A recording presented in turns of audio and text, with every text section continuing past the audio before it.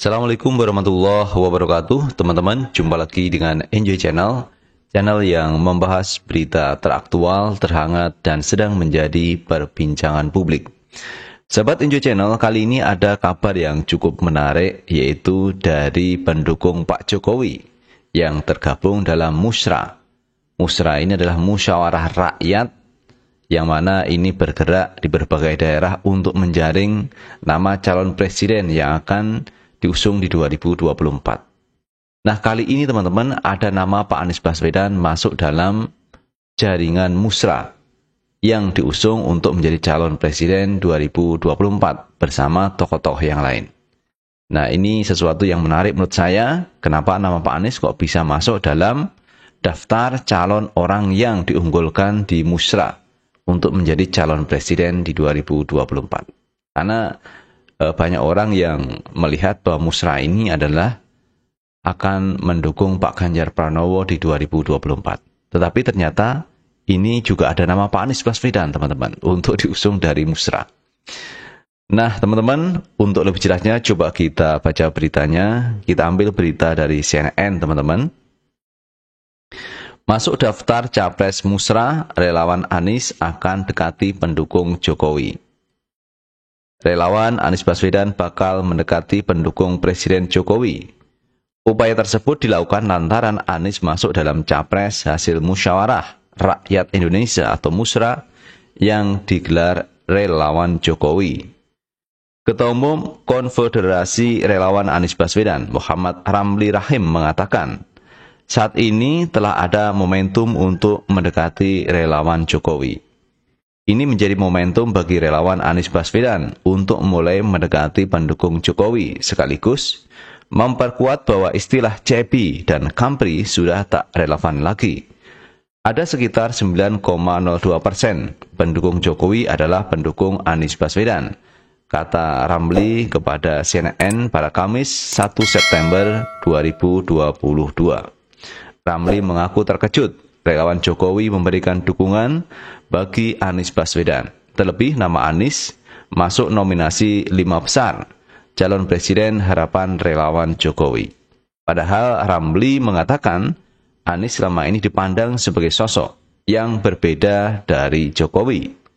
Bahkan dari sekian tokoh-tokoh yang muncul sebagai calon pemimpin nasional di pemilu 2024, hanya ada satu tokoh yang punya karakter berbeda dengan Presiden Jokowi, yaitu Anies Baswedan, kata Ramli. Ramli menilai masuknya Anies Baswedan dalam 5 besar Musra relawan Jokowi menunjukkan Gubernur DKI Jakarta itu sudah diterima baik oleh pihak yang kerap berseberangan dengan Pak Anies. Baginya, daftar Capres Musra ini menjadi kabar baik bagi relawan Anies di Jawa Barat. Hal ini seperti mendapat amunisi suara dari pendukung Jokowi yang mendukung Anies Baswedan, sehingga membuka potensi dukungan dari pendukung Jokowi di Jawa Barat lebih besar lagi untuk Anies Baswedan, kata dia. Hasil Musra relawan Jokowi menunjukkan Anies mengungguli sejumlah nama populer lainnya. Mereka adalah Gubernur Jawa Barat Ridwan Kamil dengan 5,17%. Ketua DPR Puan Maharani 4,16%, anggota DPR RI Deddy Mulyadi 2,87%, Kepala Staf Presiden Muldoko 2,57%, dan Panglima Andika Perkasa 1,42%. Meski demikian, perolehan suara Anies masih jauh dari Jokowi. Jokowi menempati urutan pertama hasil Musra dengan perolehan 1.704 suara atau sekitar 29,79%. Anies juga tertinggal dari mantan koleganya di Pilkada DKI 2017, Sandiaga Uno, pria yang saat ini menjabat Menteri Pariwisata dan Ekonomi Kreatif. Menparekraf itu menduduki posisi kedua dengan perolehan 16,92% suara. Nah, itu teman-teman terkait hasil Musra, musyawarah rakyat, yang mana Musra ini adalah para relawan Pak Jokowi di 2019. Ternyata ini juga mengusung Anies Baswedan menjadi salah satu calon presiden dari Musra. Ini cukup menarik teman-teman, karena sekali lagi kalau kita lihat musrah ini adalah para relawan yang nantinya akan memberikan suaranya kepada Ganjar Pranowo. Kenapa begitu? Karena Ganjar ini kader PDIP, kemudian Ganjar ini dekat dengan Pak Jokowi. Bahkan kemarin dalam rapat dengan para relawan, Pak Jokowi pernah menyampaikan, ojo ke susu dhisik untuk calon presiden walaupun orangnya ada di sini. Nah, ini tertuju banyak orang melihatnya kepada Ganjar Pranowo, ojo ke susu dhisik. Tapi memang teman-teman, kalau kita lihat di internal PDIP itu hari ini memang belum menyampaikan salah seorang calon yang akan diusung menjadi calon presiden. Tetapi di internal PDIP sudah mengemuka calon presiden, yaitu Puan Maharani. Bahkan Puan itu teman-teman ditunjuk oleh Megawati Soekarno Putri untuk bersilaturahmi kepada semua ketua umum partai politik. Itu semua dalam rangka adalah untuk pendekatan, mengajak untuk berkoalisi teman-teman di Pilpres 2024. Namun bahasanya dikemas adalah penjajakan dan silaturahmi. Dan kalau kita lihat kemarin teman-teman, Puan Maharani sudah berkunjung ke Partai Nasdem, mendekati Pak Surya Paloh. Bahkan sudah ada perbincangan empat mata antara Puan Maharani dengan Surya Paloh. Dan kita tidak tahu apa yang dibicarakan oleh dua orang ini. Tetapi saya prediksi tidak jauh-jauh dari urusan Pilpres, dari urusan pemilu 2024 yang akan datang.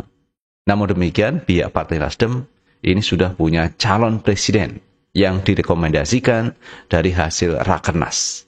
Ada 3 nama yang diusung kemarin teman-teman, yaitu Andika Perkasa, Ganjar Pranowo, dan Anies Baswedan.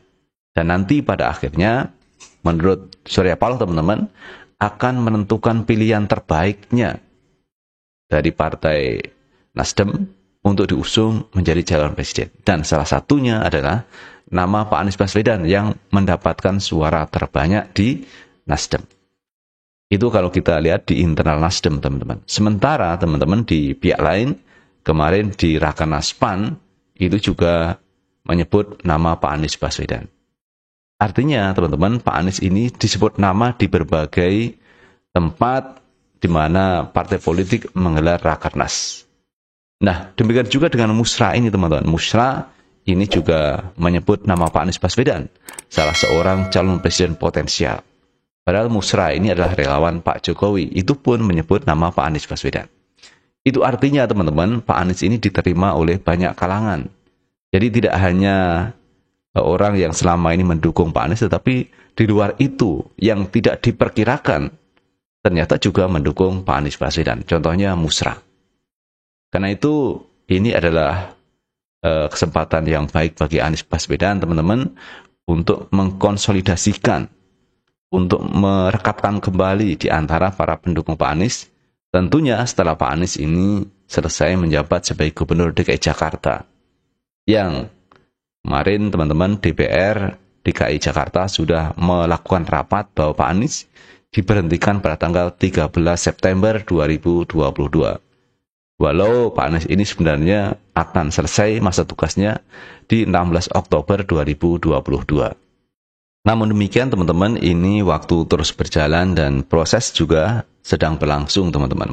Mesin politik juga sudah mulai bekerja untuk melakukan konsolidasi, untuk melakukan koalisi. Dan ini pada akhirnya memang harus menentukan calon presiden. Kalau kita lihat di Gerindra teman-teman, ini sudah menyatakan bahwa Pak Prabowo sebagai calon presiden di 2024. Dan Gerindra sudah berkoalisi dengan PKB.